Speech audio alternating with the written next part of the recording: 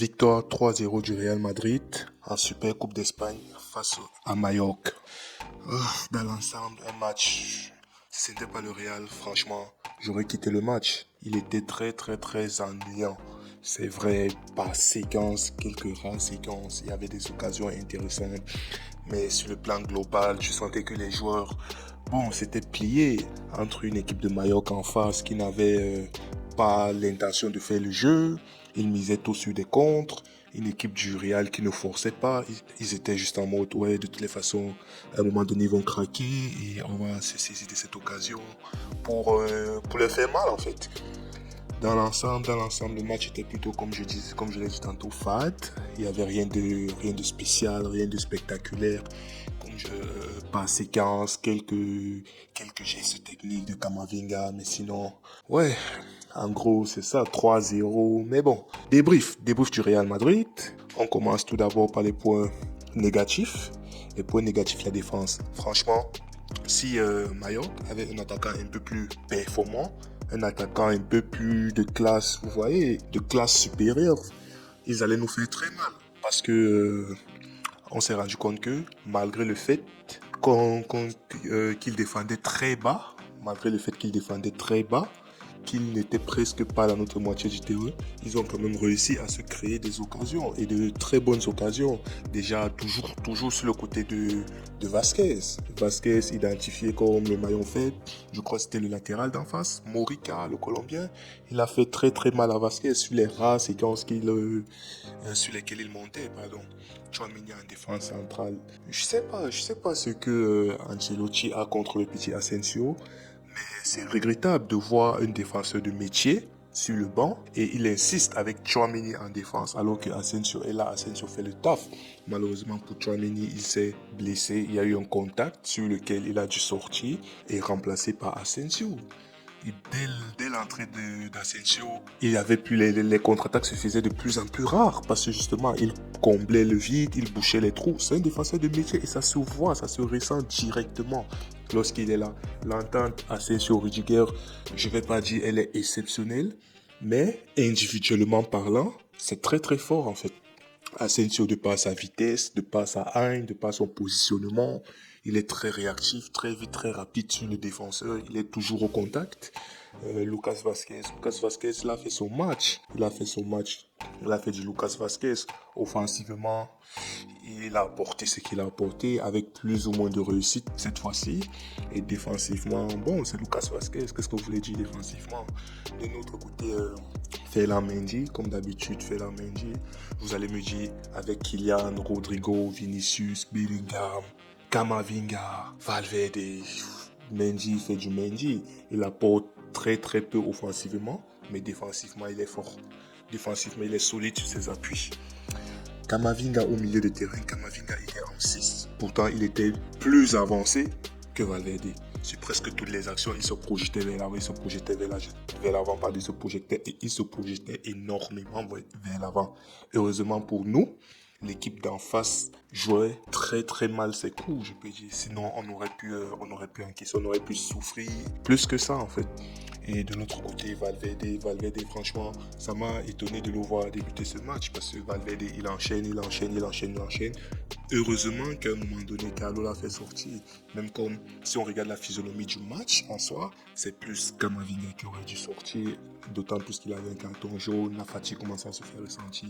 Mais Valverde, pour le protéger, j'estime que Carlo s'est rendu compte que de toutes les façons, le match il est plié, l'équipe d'en face est inoffensive. Du coup, il faut profiter pour essayer de faire reposer Valverde. Du côté de l'attaque, Bellingham, il a fait du Bellingham avec plus ou moins de réussite dans les passes. C'était pas mal dans la finition. Il était dans les bons coups. Mais heureusement, sur le but, sur l'action du but, l'action menée par le trio Mbappé qui lance Vinicius, qui fait le centre en retrait, Rodrigo qui tête sur le poteau, ça revient sur Mbappé qui tire le gardien en lèvres et ça revient sur Bellingham qui met plat du pied entre les jambes du gardien, entre les jambes des défenseurs et c'est le but. Toujours Bellingham, comme quoi, lors de ces 12 derniers matchs, c'était difficile pour lui de trouver son rythme, de trouver le chemin de filet.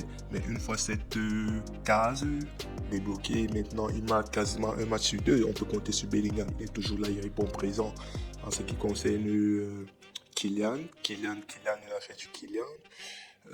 Sur le côté gauche, il a énormément joué sur le côté gauche. Il était dans des bons coups par séquence et dans d'autres, il s'en mêlait un peu les pinceaux. Mais sinon, un match plutôt, je dirais, moyen. C'est pas ouf et c'est pas nul non plus, c'est moyen. Un match très moyen de Kylian. Moyen, peut-être, je suis sévère, disons passable. Un match passable de Kylian. En ce qui concerne Rodrigo, comme d'habitude, Rodrigo, il n'était pas trop en réussite, malgré le fait que, bien sûr, par séquence, quelques rares séquences, où il avait l'occasion de faire la décision, il a pris les mauvaises décisions. Mais malgré ça, il a continué à essayer. Sur l'action du premier but de Bellingham, il a participé, Rodrigo a participé, sa tête qui est partie sur le poteau, qui est revenu dans les jambes de Mbappé, et ensuite dans les jambes de Bellingham pour le but. On peut dire que Rodrigo a participé, et comme je l'ai dit, certes, il n'était pas trop en réussite ce match, mais à force de forcer, dans le temps additionnel, il a été récompensé d'un but. Maintenant, en ce qui concerne Vinicius, franchement, je ne sais pas.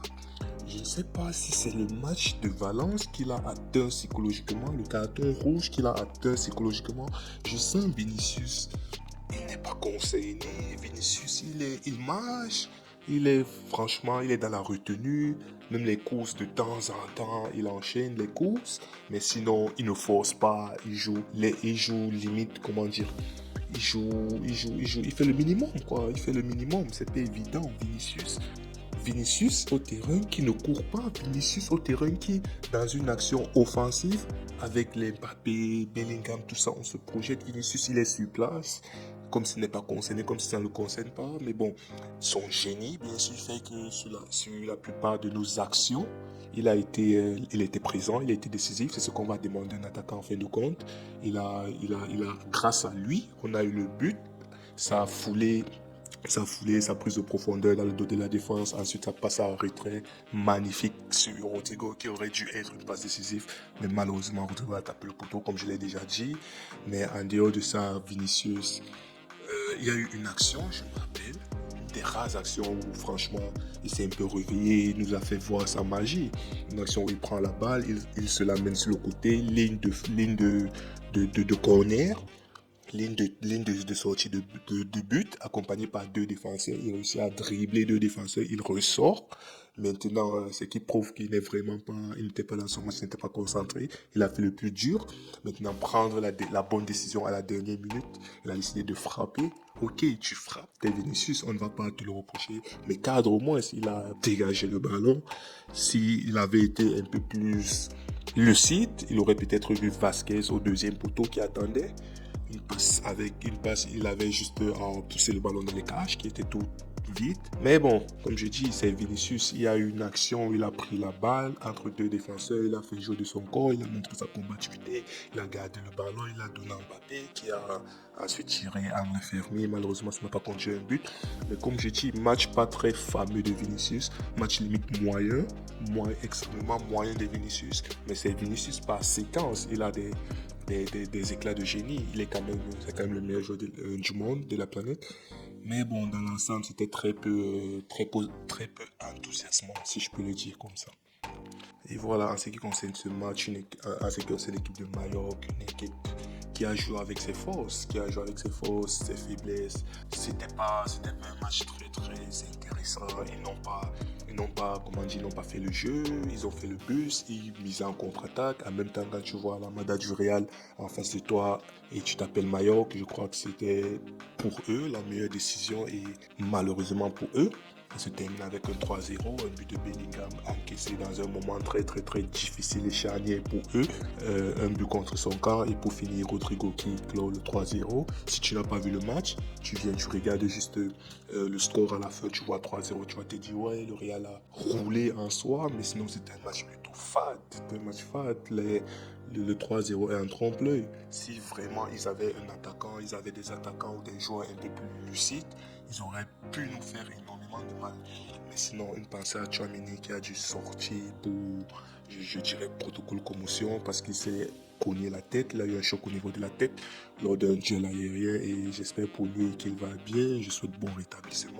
Et voilà, victoire 3-0 du Real face à Mallorca. Et rendez-vous, c'est dimanche, la finale contre le FC Barcelone, un classico.